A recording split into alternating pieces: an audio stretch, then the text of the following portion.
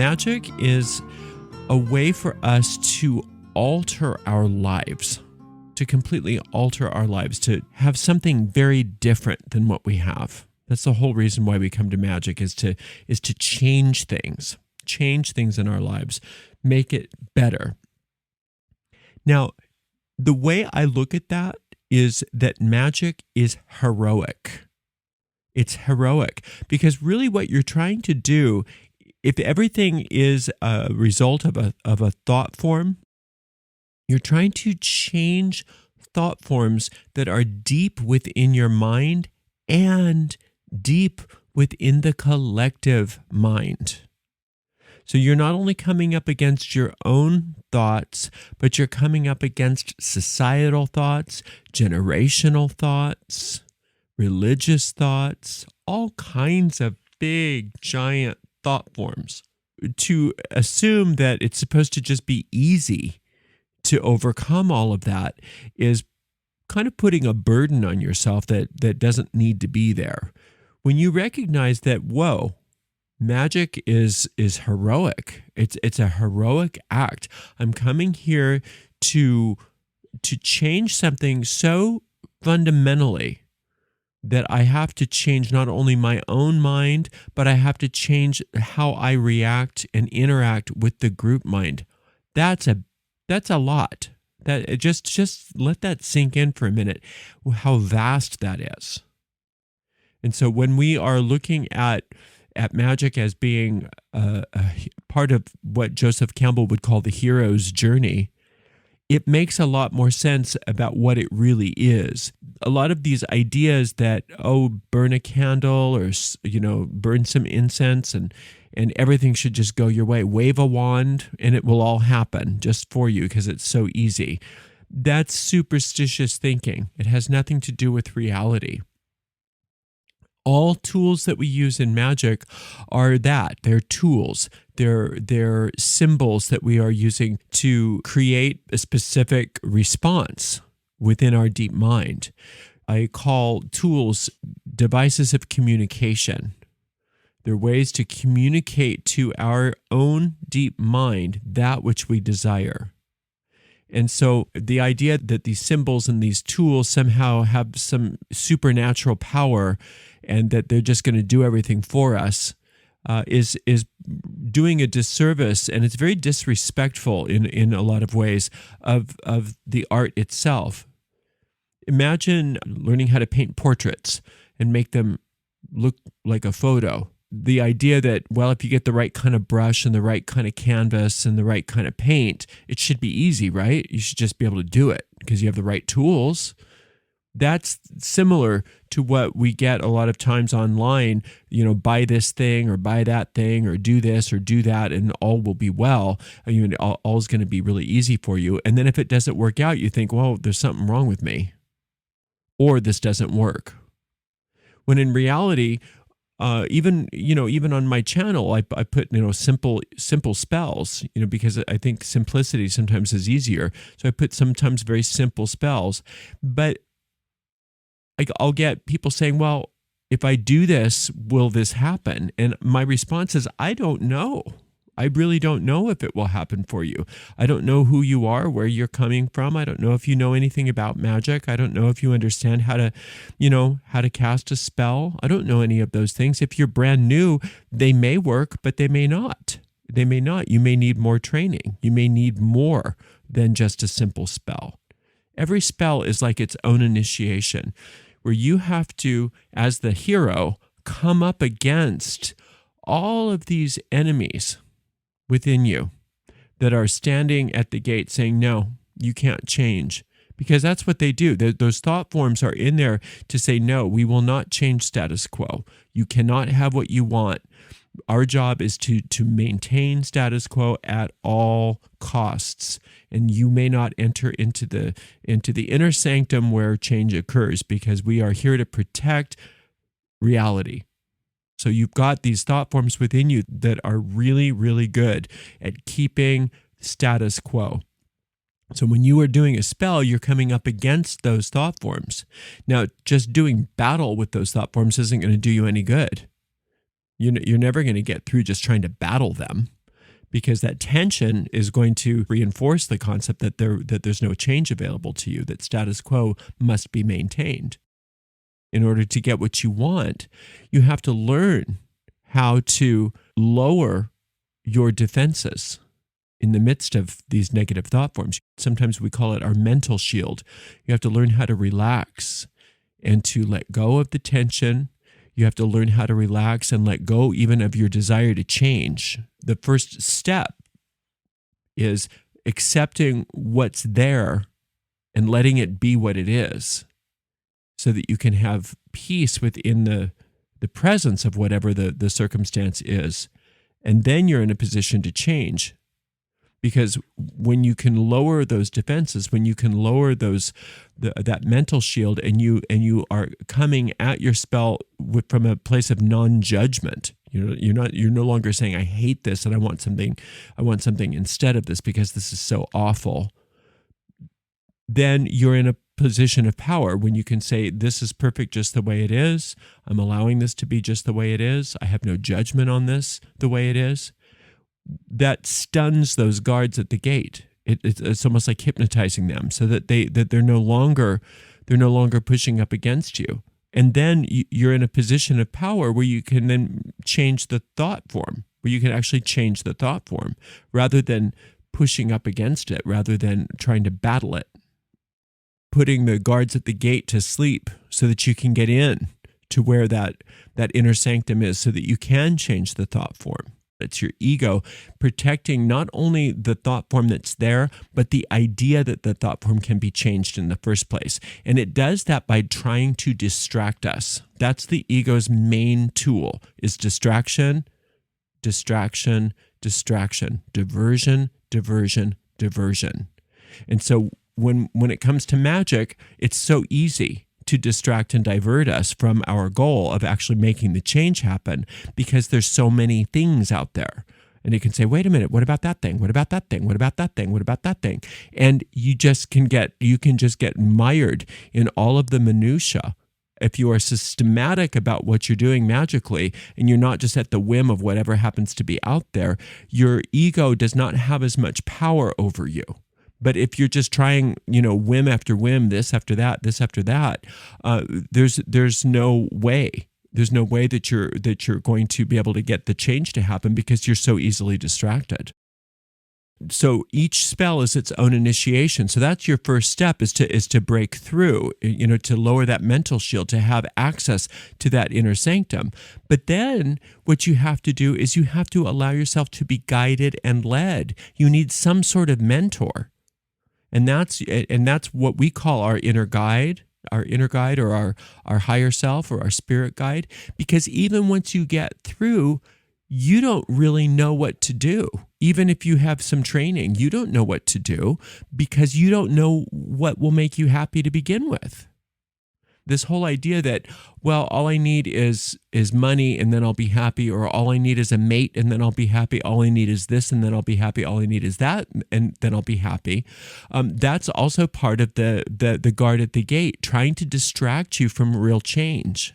Real change comes from listening to that guidance, that inner guidance system that starts to show you, yes, I know that you have a goal. And so let's use that goal as a focal point, but let's transform that goal into what's really going to bring you the joy and the happiness, because what you're on the road to is more of the same. This is your guide speaking. Left to your own devices without me here helping you, you're just going to have more of the same. It's just going to be the same problem with a new face.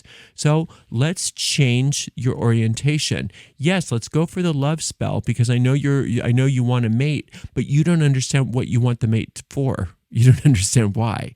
You don't understand what the mate's going to do for you. So you're not capable of doing a spell that can bring you a mate that will make you happy. However, I know what's going to make you happy. I know how to do this. So let me show you. Okay, so that's the next part of that initiatory system, is not only breaking through, but breaking through with guidance, breaking through with a guide. You're not just battling your mind arbitrarily. You actually have a purpose. And then the next part of the initiation is that you usually have to go through some sort of death and rebirth. On a real pragmatic level, for a spell to work, your old reality needs to die. And then a new reality is born out of that, like the phoenix from the ashes. Any kind of resurrection myth is the same as an alchemical process where you're being transformed from a base level of something into a more refined level of something. So you're being transformed from base level humanity into a more refined.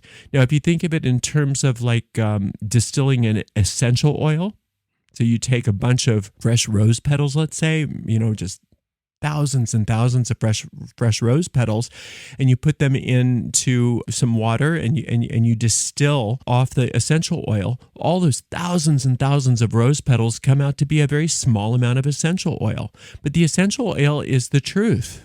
It's the truth without the inert matter. And so that's what's happening for us in any kind of spell, is that we are transforming ourselves from all of this inert matter, if you will, and distilling out of it the essence of our desire. Whenever we work any kind of magic, if you think of it as a heroic act, as an initiatory act, you go through a death and a rebirth in order to have what you want. And it's very profound, and it can be very uncomfortable.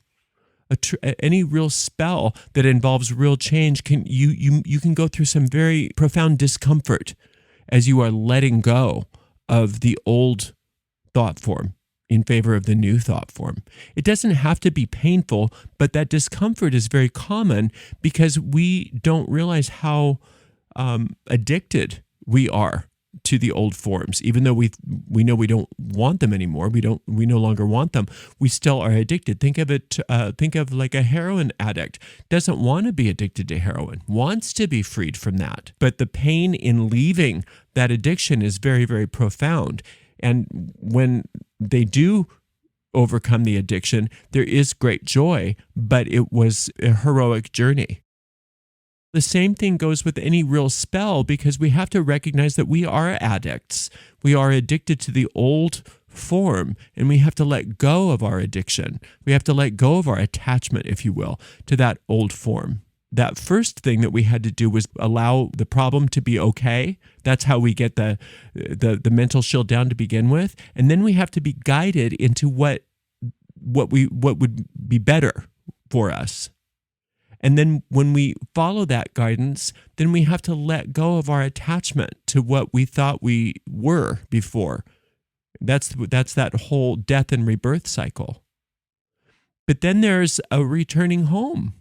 Then you have to return home and allow yourself to accept the new reality for yourself, to really accept it, to move into it, to wear it, to own that new reality for yourself.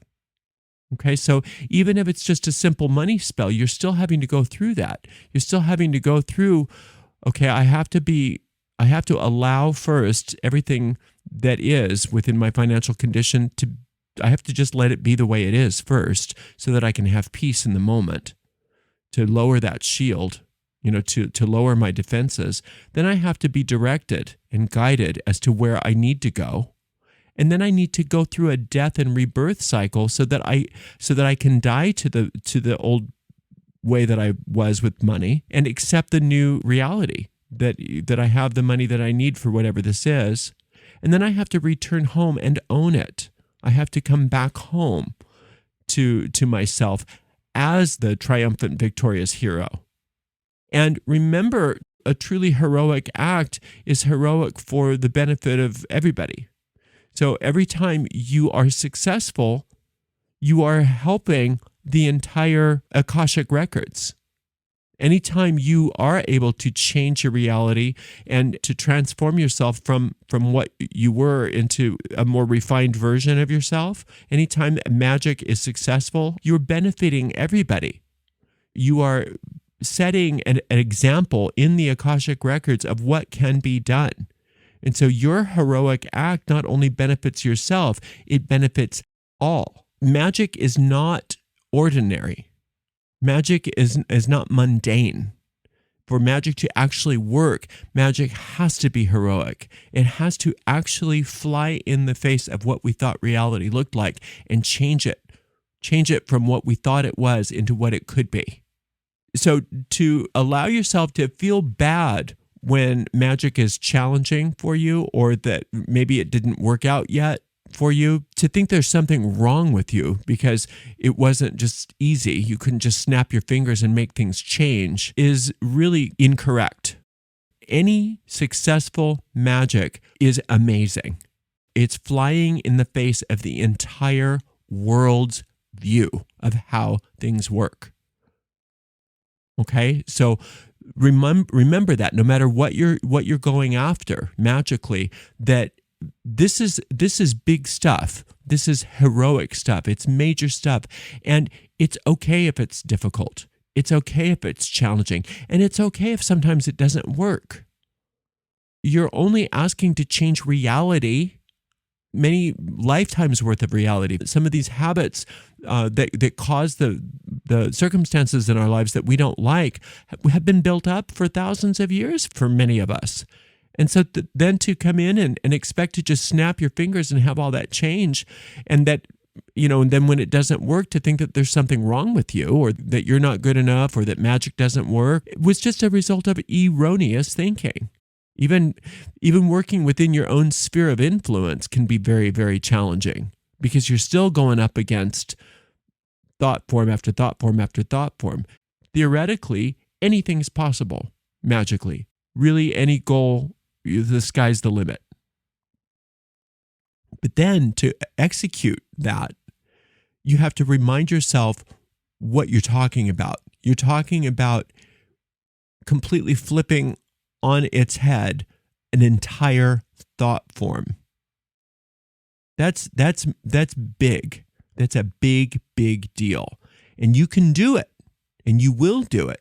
But you have to honor yourself that this is big. This is major. It's not silliness. It's nothing that you should feel bad about, when it's challenging for you. You don't feel bad about yourself when you're challenged with magic, when things don't always work the way you want them to, and you don't get instantaneous results all the time. Sometimes we do. It depends. It depends on A, how good we are at it, and B, how big our goal is. If you're working way beyond your sphere of influence, you may never get the results that you want. If you don't know what you're doing, if you don't have any good system or technique, you may not get the results that you want.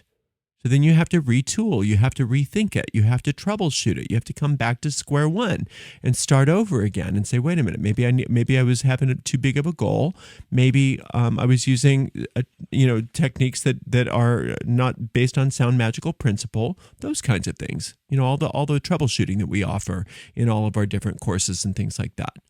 But you come at it by looking at the fact that, whoa, I am accepting a hero's journey here. I'm accepting an assignment that's really big stuff. It's not insignificant.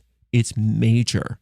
And I acknowledge myself for even conceiving that I could go up against these thoughts. And I'm going to do it like a hero. And I'm going to be guided every step of the way. And I'm going to alter my technique when I need to. I'm going to alter my goal when I need to. And I'm not going to give up.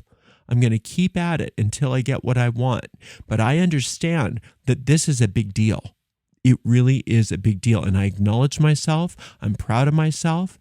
And I'm going to keep going until I get what I want, because that's the way it works. That's the way it works. I don't give up just because it's hard. It is hard. I don't give up just because there's a failure. There's going to be failure. Okay, I'm going to get right back up each and every time. I'm going to retool it. I'm going to rethink it, and I will be successful. I will be successful no matter what. All right, well, thank you for spending a little time with me today. I really appreciate you. I can't wait to work with you again. And until next time, blessed be.